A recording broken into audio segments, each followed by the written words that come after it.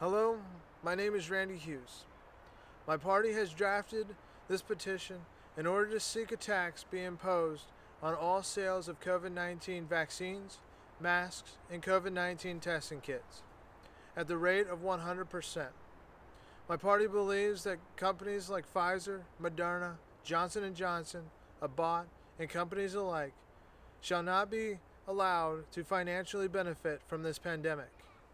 We also believe that this tax of 100% should be retroactive, meaning from the dawn of the pandemic, all sales of all items listed in this petition shall be subjected to the tax as well.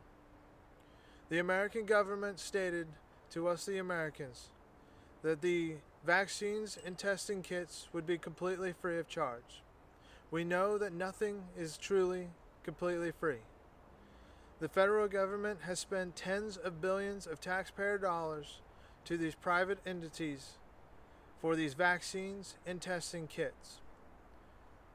I ask you to please consider this matter, sign the petition, and reach out to family, friends, and social circles and share this message with them. I greatly appreciate your support, and I thank you.